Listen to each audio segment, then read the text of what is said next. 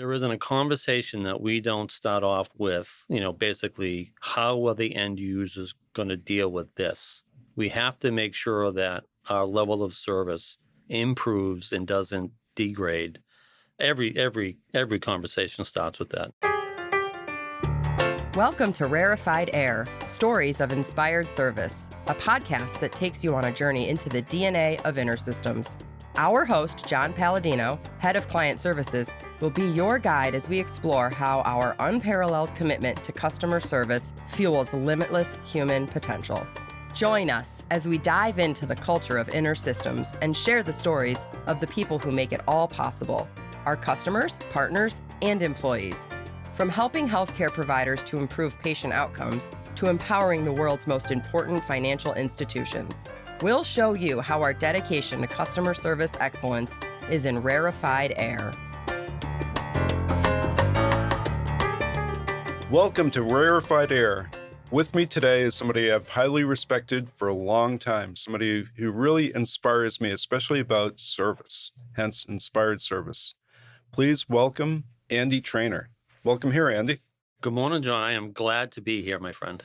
Tell us a little bit about your career, because we've known each other for a long time. Yeah, I think we first met back in the early 1990s. At the time, I was with a software company that used InterSystems technology, a company called IDX. And it's a very small community. The founders of IDX and the founder of InterSystems created this thing called MUMPS way back in the day. So long history. I was at IDX for about 17, 18 years. Really grew up on the service side of the business. So my first job was an interface engineer. And I had a fabulous run. Took on more managerial roles, programming, management roles, support implementations. Right around the turn of the millennium, I was running all the services for the largest piece of the business here just across the river in Boston. Had technical services, which back in the day before the internet, we hosted our customers' software or hardware in our data center. So that was a lot of fun. GE Healthcare came along, bought the company in about 2004 or 5 timeframe. And within GE Healthcare ran a billing company that IDX had purchased. So great 17-year run. Left that company, joined a consulting company called Hayes.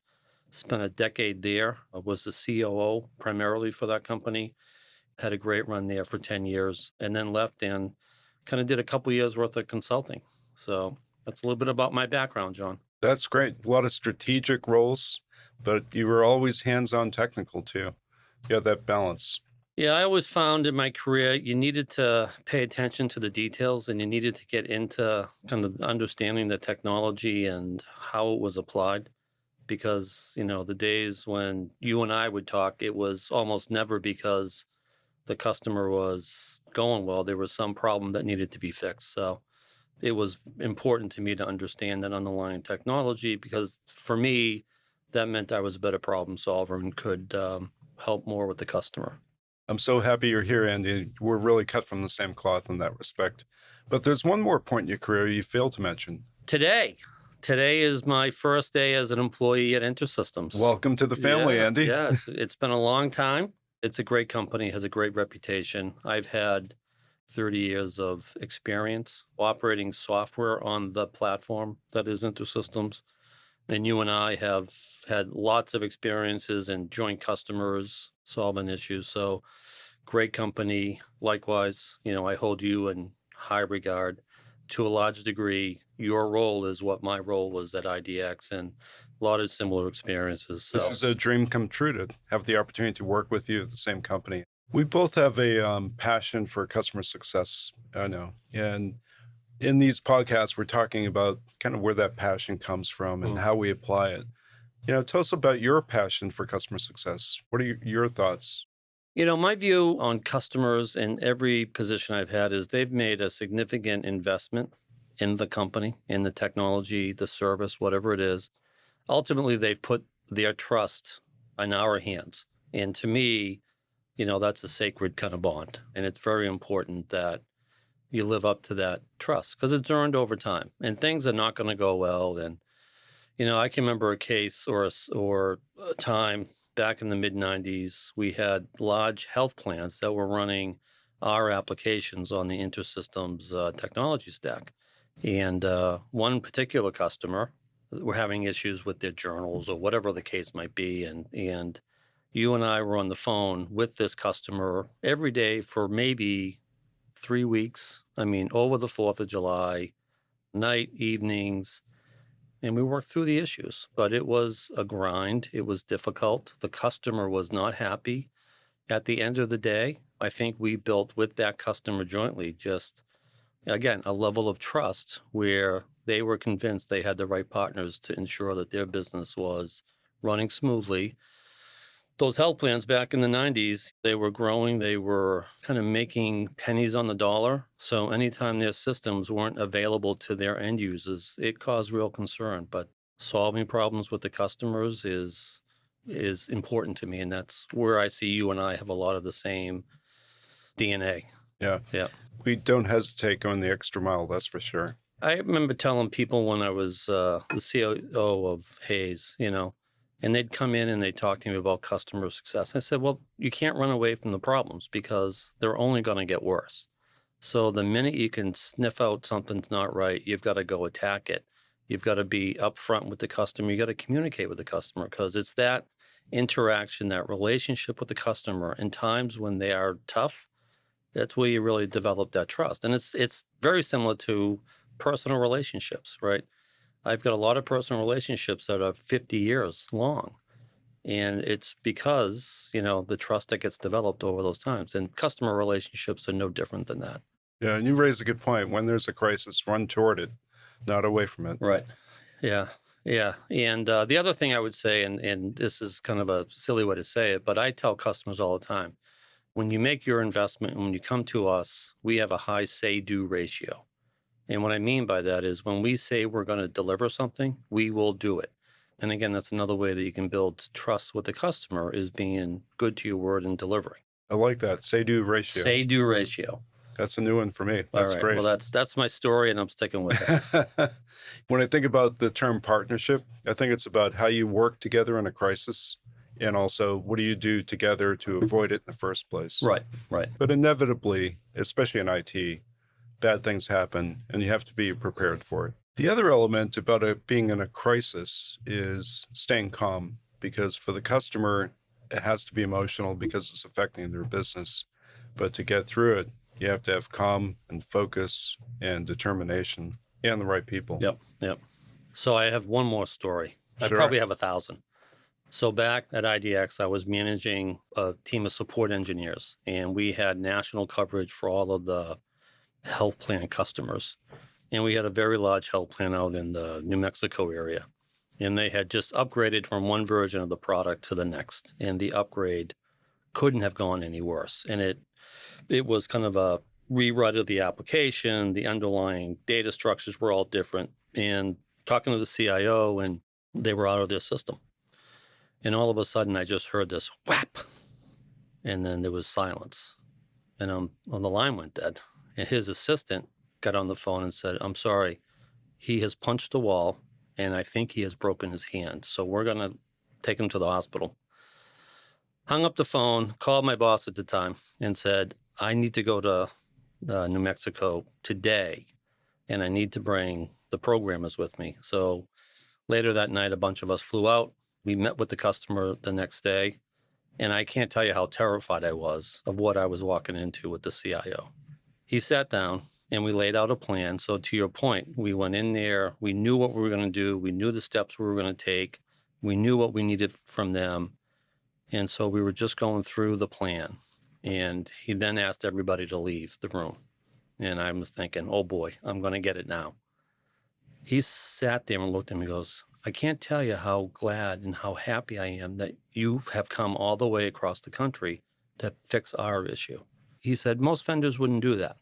But the fact that you're here and the fact that you brought the technical team to do it on site was amazing. I can't tell you how shocked I was. But that was an early lesson because that was a scary thing for me to be on that plane all night wondering what the heck was going to happen the next day. That's passion for client success. Yeah. For sure. That's a great story. Thanks for sharing it. Yeah. We have a saying here, which is, we're here for customers, not the other way around. Makes a lot of sense. It really makes a ton of sense, but I don't think a lot of companies do that. I was at a company where they built this really cool technology, and it was, back in the day, I built this widget, and you expected the market to come because it was a really cool widget. I don't think that ever kind of works. So companies like InterSystems, they go get the intelligence from the market, from the customers about what they want, what they need to be successful, and you build it. And you build it in such a way that you can then scale it globally and be successful. And I'm forever interested in getting voice of the customer. And so every position I've ever been in, we do all kinds of different things, user groups, pick up the phone, call customers, and we always talk to them about what's going on in their world, what they need from us, and what gaps does the product or the service have that is really making it hard for them to be competitive. But talking to the customers individually is a great way to figure out what it is they need. So, Andy, technology has really changed over the years, right? So storage wasn't as reliable as it is now. You couldn't scale up as easily as you can now. Everything's a lot more mature, including software, and software development lifecycle is more mature. And I think customer expectations are much higher too, because they're so dependent on the solutions that partners like IDX deliver. Yep. And I agree with you. To me, customer success, delivering on customer commitments is a differential now, more than it was 30 years ago. Why? Because technology is evolving to the point where there are hundreds and hundreds of technology providers providing systems and solutions. So a customer's choice options are far greater than I think it was back in the day. When I started at IDX, we maybe had 2 or 3 legitimate competitors. I think in the world now, it's just the competition is growing fast. And a way to separate yourselves from the pack is to, as you said, deliver great service, right? Have that service up, operational. Just don't get in the customer's way. Have it work all the time. And when issues come about, resolve them as quickly as you can. One of our principles for our products is they have to be able to evolve. So if you wrote an application 30 years ago, you shouldn't have to rewrite any of it to move forward. And if you're writing an application right now, it should run just fine 30 years from now. Yep. Do you have any thoughts about our technology, our products? Where do I begin? A few years back, and you introduced us to one of your partners, J2, great partner across the river over there in Charlestown. We were doing a lot of work converting customers mainly from old legacy systems to another partner of yours on Epic. And the reason we partnered up with J2, right, because our company, we had a lot of subject matter experts in EMR and healthcare, workflow processes. We didn't have enough skills on the technology side.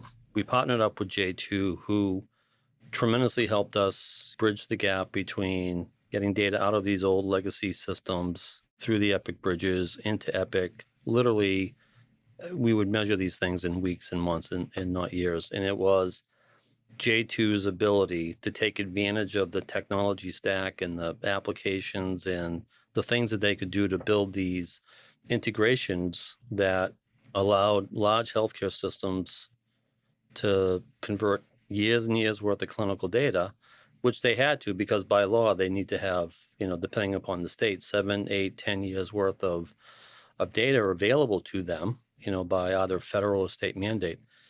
So just the ability to be able to do that quickly, reliably, accurately, it's just one less thing a CIO has to worry about in their day. I like the sound of that. And I think a lot of our listeners, it would resonate with a lot of our listeners too. So Andy, you've been a customer, a partner, you've worked in our community as a consultant, and starting today, you're actually inside the company, which again, thrills me. What did you see that's changed with InterSystems, and what's the same, and are either good or bad? Well, let's start with the easy one. What stayed the same? Customer closeness has always been, I've seen it, I've lived it, I've touched it. Even in my time recently as a contractor working with your IT group, literally, and we're rolling out new technologies to help, that part of the organization be more efficient. There isn't a conversation that we don't start off with, basically, how are the end users going to deal with this? We have to make sure that our level of service improves and doesn't degrade Every conversation starts with that. And these are from your leaders, your frontline workers, so that it's all about the end user experience, even from your internal IT organization, permeates everything. So that's just been a constant in this organization. And I attribute that to the longevity and the stability of the executive leadership team. I mean, yourself, Paul, Terry, there's probably a couple of others that I'm missing here, but that DNA, that constant level of leadership and attention has been there forever. What's changed? Your size, your scale. I mean, when you and I were working together, I thought you meant me personally. No, not you, John. Me too. That's why I wear a vest, so I cover up my belly. I think just the size and the scale of the organization, the complexity of what has to happen internally to make all of this stuff happen. The complexity is not impressive, but the fact that it all gets done, again, with customer success at the heart of it is just really good. So, well, thank you very much, Andy. You're a very wise man. I really appreciate sharing your wisdom with this audience. And again, it's great to have you joining the InterSystems team today. It's a great celebration. In the words of Charles Hotchmuth, our first employee, it's great to have a past, and it's even better to have a future. Thanks for listening today. If you have any questions or want to hear from a specific guest, email us anytime at InspiredService@InterSystems.com. And when you're ready to unlock the potential of your data and experience the transformative power of support done differently, go to InterSystems.com.